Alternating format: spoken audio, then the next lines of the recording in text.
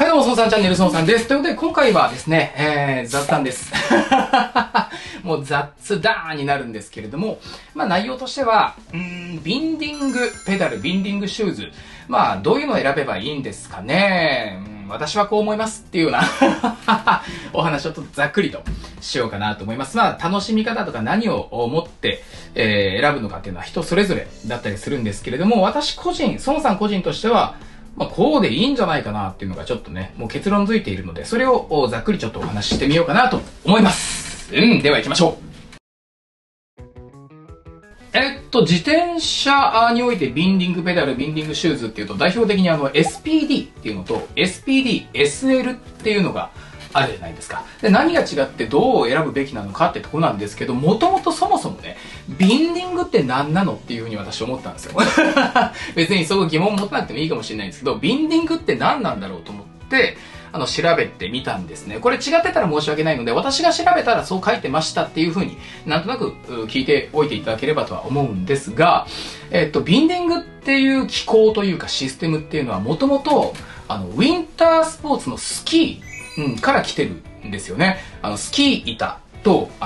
でっかいスキーシューズあるじゃないですか。ガンダムみたいな足の。あれをこう、つま先からガチって入れて、カチャンって踏んだ瞬間に、ロックがかかりますよね。あれが、ビンディングっていう風に言うらしいんですよ。まあ、それを自転車のペダルと自転車のシューズに採用したら、より推進力生まれていいんじゃねえかっていうことになって、自転車の方に昇華したっていうのが、ビンディングペダル、ビンディングシューズらしいんですよね。間違ってたらすいません。自転車のそのビンディングペダル、ビンディングシューズの、2つ分かれる大きな SPD、SPD、SL っていうのがあると思うんですけど、これどう違うのかっていうのを、私、園さんの解釈でざっくり簡単に言ってしまうと、まず、競技が違うんですよね。SPD、SL、この SL がつく方っていうのは何て言うんでしょう。ロードレースとかタイムトライアルというような、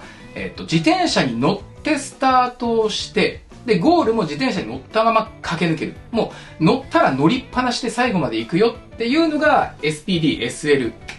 に向いているような感じ。で、SPD っていう方は自転車に乗ってスタートはするんだけれども、途中で靴を脱いで、ペダルから靴をパチンって外して地面を蹴ったりとか、よもや、自転車から降りて自転車担いで坂を駆け上るとかいうような、マウンテンバイク的な、シクロクロス的なっていうような時に向いているものになるんですよね。もともとあれか、SPD、SL はロードバイクのために開発されたみたいな感じで、SPD はマウンテンバイクのために開発されたみたいな背景があるんでしたっけ？ちょっと不確かですが。そういう感じなんですよね。で、これをもっと趣味の方に特化したらどうなるのかっていうと、SPD、SL の場合は、趣味で休日自転車乗って遊ぼう、サイクリング行こうってなった時に、もう降りるタイミングって言ったら、補給を取る時とか、ちょっとコンビニに寄って、なんかパクパク食べるとかっていうちょっとだけしか降りませんよと。ほとんど自転車に乗ってる時間がほとんどですっていう趣味の楽しみ方をする場合は、SPD、SL の方でいいのかなって思うんですけれども、私も含め、こういう方も多いと思うんですが、自転車でお出かけはするんだけど、目的地の街に着いたら自転車降りて街を歩いて散策をするんですとか、キャンプとかもそうですね。自転車降りて楽しむので。っていう、自転車を乗ってる以外の時間でも楽しむのが別途あるんですよっていう場合は、SPD の方が、動きやすくていいんじゃないかなというふうに思うんですよね。そういう違いが2つあるとは思うんですが、なんでそうなるのかっていうのが、ほとんどの方ご存知かとは思うんですけれども、SPD と SPD、SL って、ペダルに固定するっていうのはどっちも同じなんですけど、シューズの形が結構特徴的なんですよね。お互い違いがあって、SPD、SL っていうのがつく方は、なんでしょう、靴の底に、このペダルとガチャンって合体させるための部品が、お互いあるんですが、SL の方は靴底から露出してるんですよね。なので、普通に歩こうと思ったらどうやっても、つま先がこう立っちゃうような歩き方になっちゃうんですよ。歩くことを想定して作ってないなっていうのが、SPD、SL のシューズなんですよね。で、SPD の方に関しては、その部品っていうのが靴底の中にめり込んでるんですよ。なので、歩くときは普通のスニーカーのように歩けるんですよね。じゃあ、どっちを選んだ方がいいのかっていうことになるんですけど、私個人としては、競技をされる方はそれに特化した方を買うべきなんですが、趣味で楽しむ上では、SPD 一択なんじゃないかなっていうふうにやっぱり思うんですよね。速さを求めたいんだと。レースとかには出ないんだけど、速さを求めて遊びたいっていう方は、もう SPD、SL かな、とは思うんですが、正直、SPD のシューズでも、別に速度出るんですよ。だからそう考えても、やっぱ SPD、SL にするっていうのが趣味だったら必要ないと私は個人的には、思っちゃうんですよね。だったら利便性とかいろんなところを考えて SPD の方がいいと思うんですよね。メリットがやっぱいっぱいあるんですよ。一つは、そのペダルにガチャンって固定する時の固定力は SL の方が強い。ガッチリはまるんですよね。SPD もガチガチにはまるんですけど、外す時に SPD、SL の場合って、これペダル壊すぐらいの勢い壊れないから絶対に。壊すぐらいの勢いでバキーンって外さないと、なんか躊躇したり遠慮したら外れないんですよ。でも SPD ってすごい弱い力でパキンって外れてくれるから、有事の際、なんか危ないアクシデントが起こった時もパンってすぐに外せちゃうっていうメリットもあるし、それこそ、例えば地震が起こったとか災害的なね、何かがあったり、人災もそうですね。何かが起こった時に自転車から降りて逃げなきゃいけないとか対処しないといけないってなった時に、パッて降りれるのも多分 SPD の方が外しやすい。で、降りて対処するっていう時も、地面にしっかり足のつく SPD シューズの方が、利点はある。っていうふうに考えても、SPD の方がいいんじゃないかなっていうふうには思っちゃうんですよね。個人的には、有事の際のことを私は最優先に考えてしまうので、何かあった時にどう対処しようっていうのをいつも考えるので、そう考えたら、もう SPD 一択かなと思います。で、もっと言っちゃえば、フラットでいいんですよ。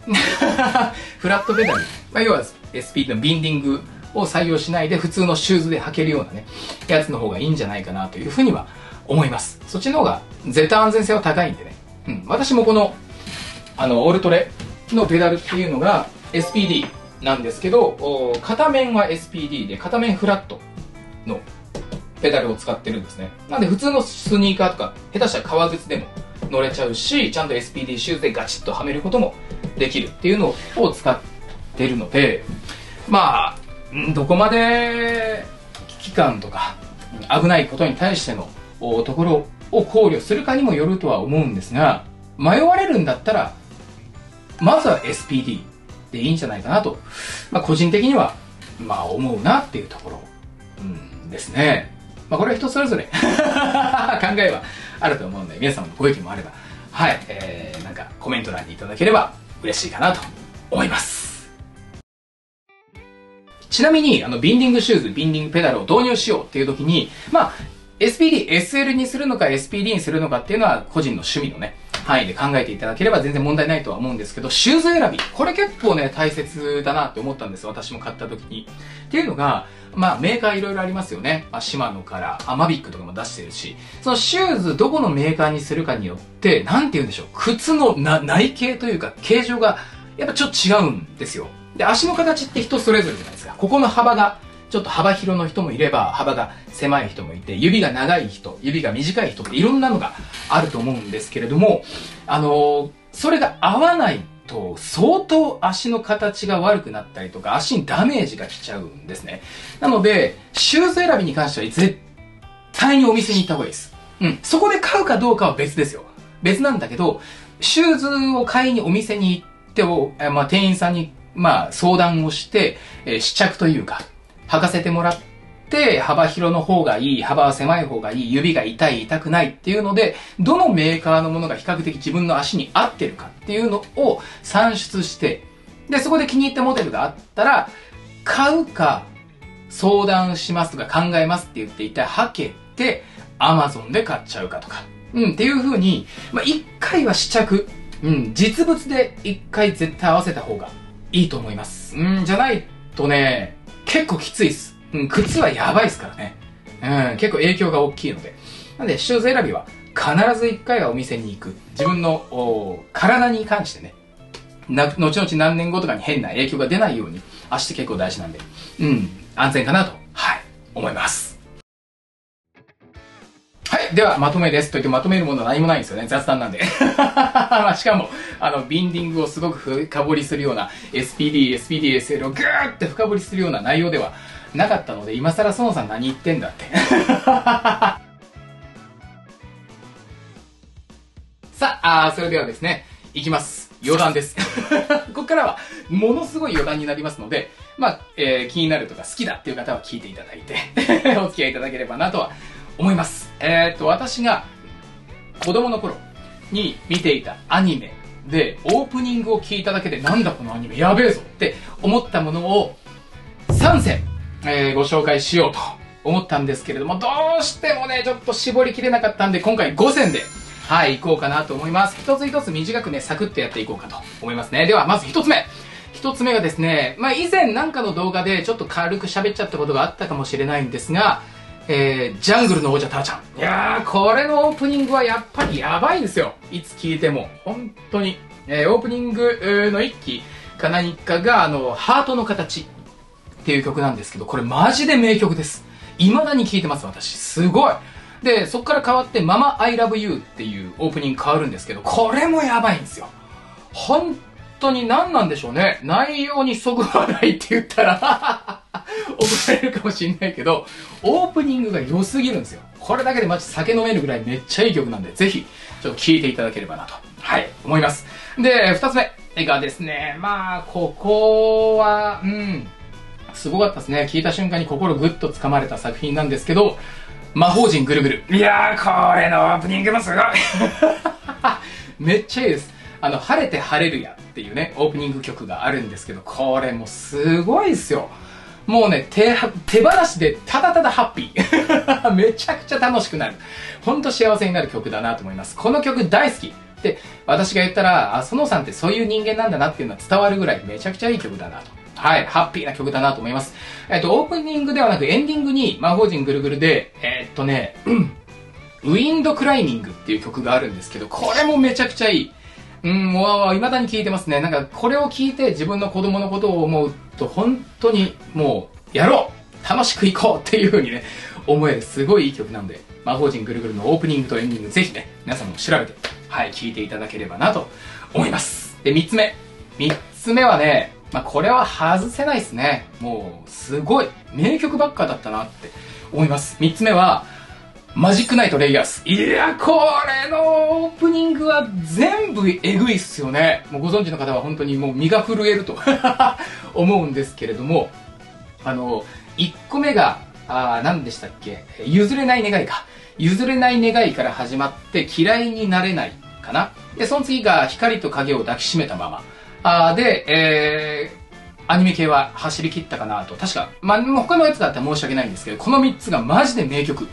えぐいっす。未だに聴いてちょっとゾッとするぐらいいい曲だなって思います。で、ちょっとマジックナイトレイヤースに関しては私初めは見てなかったんですよ。で、うちの姉、お姉ちゃんが見てて、で、ちょっとたまたま一緒に見るときにオープニング聴いてガンパみたいな。なんだこの曲すごいってなって。で、私の方がハマっちゃって、OVA も見たのかな。で、OVA の曲が All You Need Is Love っていう曲なんですけど、これもいい。だから全部曲がいいんですよ。ちょっとマジックナイトレイヤースは伝説級だなって、思いますね。で、次行きましょう。4つ目。4つ目、これは触れずにはいられないですね。前回何かのコメントでもいただいて、確かにそうと思ったんですけど、忍空。昔忍空っていう忍者もののアニメがあったんですね。私は忍者系のアニメでは、一番好きかな。ちょっとナルトと並ぶぐらい、すごく好きなんですけど、これのオープニングで、輝きは君の中に、だったかな。ちょっと間違ってたかもしれないです。その曲があるんですけど、めちゃくちゃ好きで、私ね、未だにね、カラオケ行ったら歌うんですよ。めちゃくちゃいい。で、エンディングのそれでも明日はやってくるっていう確か曲もあるんですけどね。これもすごいいい曲、めちゃくちゃいい曲なんですよ。ただ、個人的にはオープニングの方が好きかな。これは、もう名盤で残っていいんじゃないかなというぐらい、すごくいい曲ですね。で、最後5つ目。これはもうちょっと王道すぎて、今更っていうのはあるんですけど、やっぱりここは外せない。新世紀エヴァンゲリオン。はい。まあ、これのオープニングである残酷な天使のテーゼ。これはね、もう、ダメですよね。この後もちょっと今挙げた曲、全部一通り聴いてみようかなと思うんですけど、皆様もぜひね、YouTube なんかで検索して、はい、聴いてみていただければなと思います。まあ正直ここで紹介できないのいっぱいあります。私、ゼータガンダムのオープニングの曲も好きだし、森口博子さんが好きなんでね。そういう曲も好きだったりするしね、他にもオープニングで、えぐいなって曲いっぱいあるんですよ。皆様が胸震えたアニメのオープニング曲あればね、コメント欄なんかで書き込んでいただければ、私も聞きに行きますので、ぜひよろしくお願いします。ということで、今回何の話でしたか？アニメのオープニングの話でしたね。違う。以上ですね。はい。それでは、またお会いしましょう。バイバイ。